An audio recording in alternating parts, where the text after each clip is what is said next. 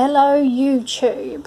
I'm going to try and make this quick because my son will probably be out here in a minute and be tugging on me to show him what I'm doing. So I'm not going to go into details, but over the winter I haven't done a lot of filming or anything.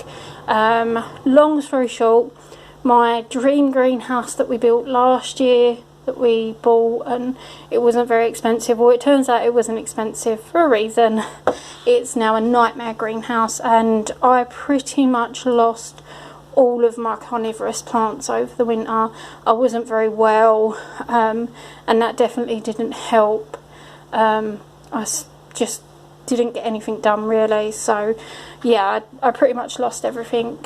It was really gutting, and at the start of the year I wasn't planning on getting any more carnivorous plants because I wasn't sure that I was going to be able to care for them with the greenhouse in the state that it's in. I will try and do a bit of an update video on the greenhouse when the weather's, well, when it's not raining, and show you what I mean. But until then, I wanted to show you a little setup that I have bought very recently. I bought it last week. This actually come from IKEA. I was looking at propagators and heater propagators, and the main thing I wanted was the lights, because I sow seeds and grow smaller plants indoors. I don't do it all outside unless it's sort of the middle of the summer and they're things I'm not really too worried about or easy to come up, but some of the other stuff, especially sort of when I'm trying carnivorous plant seeds and things, generally gets done indoors, and I definitely think they don't get enough light. I've never had any luck with trying to germinate carnivorous plant seeds, and my cacti and succulent seeds always seem very leggy and that to start off with, so I wanted to try and get some more light on them. And I found this. It's from IKEA, and it's £35, and it includes like this bowl, obviously the light fitting, and the LED light that's in it. You can have a look, but you really can't see what the light's like, but it's got some red LEDs in it as well, not just the white light. I wasn't sure how it's going to work, especially for £35, but I thought I would give it a go. And in here I've got they reckon you can fit 3 to 4 10cm pots in here. I am currently using little 2-ounce deli cups for my cactus seeds and things. So I've got some, they're like mixed cactus. These are going to be tiger's jaws, and like I said, I've had it just under a week, and actually these ones were some of the first to be put in there, and I have noticed like they literally were doing nothing. Their first sets, like their first leaves had sprouted up and they've been there for ages, and they were literally doing nothing, and then in the space of less than a week, let me see if I can, sorry I'm not holding the camera very well, this has appeared. So that is literally since the light's been on it. Up until then it was just kind of a little bit like that and just one set of leaves, but even that looks like it's starting to get its first true set of leaves. So far so good. This video though isn't just about these.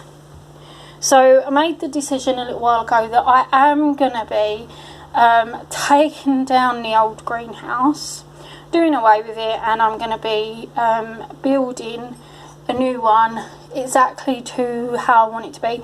It's going to be bigger and it is going to be better. There's going to be a lot of stuff added to it now, so that I specifically centred around keeping nepenthes and orchids. They are my real love. And so I'm actually going to be building it with that in mind. So I went ahead, and seeing as though I'm testing this light, let me see if you can see, I bought these. Like I said, I'm really rubbish at germinating carnivorous plant seeds. I've never ever had any luck. I don't know if it's because I give up too soon, or if I just get dodgy seeds, or if I'm just really that bad. But someone on eBay was selling these. These are Nepenthes burbigii, I think it is. 3 seedlings for about £8. And I'd bought this light and I thought, hey, seeing as I can't actually germinate seeds myself, I have bought some to try in this, which I will be testing when they arrive. But until then, I've got these little guys. They're really tiny. Look, there's my thumb. They're tiny. So hopefully in this little deli cup and under the light they'll do well. We'll see. Now on to the real, like, I'm wondering whether I'm stupid moment. I didn't decide actually. I was on eBay looking at what nepenthes and that were for sale, and I stumbled across this. And I just had to have it, even though, like, I really don't have I don't have an area specifically for it and that at the moment, and it's a nepenthes raja, so it's not the easiest of carnivorous plants or of nepenthes to grow.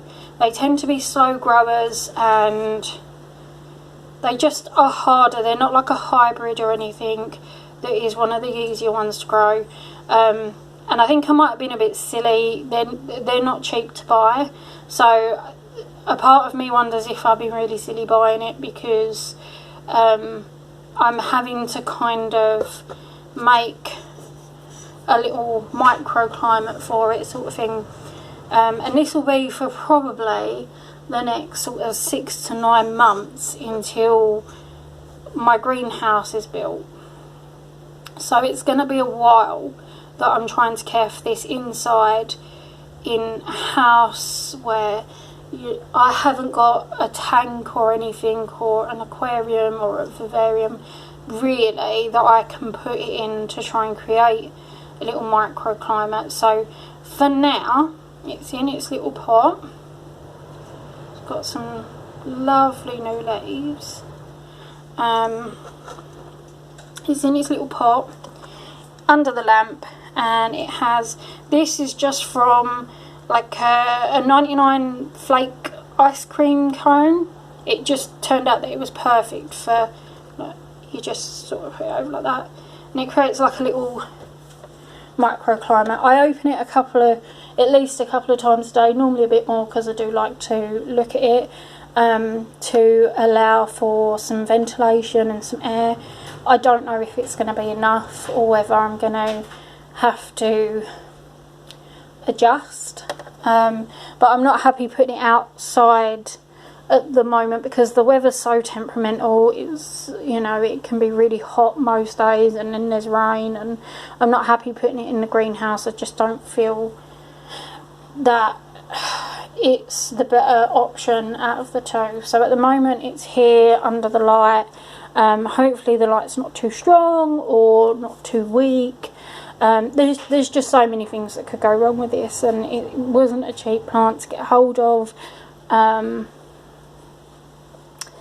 I don't know, but I'm going to keep adjusting and trying to see how it does over the next few months, and hopefully until it can go into the greenhouse. The reason I went ahead and got the nepenthes raja was because I should really explain.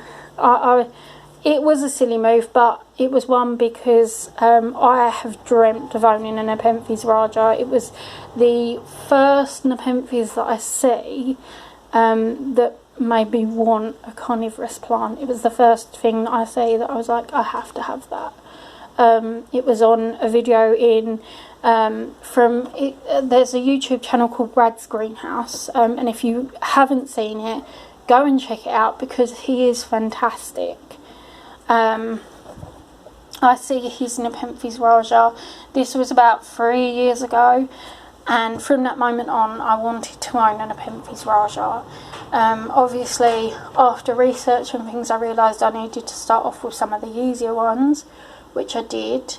I've owned several now, quite a few.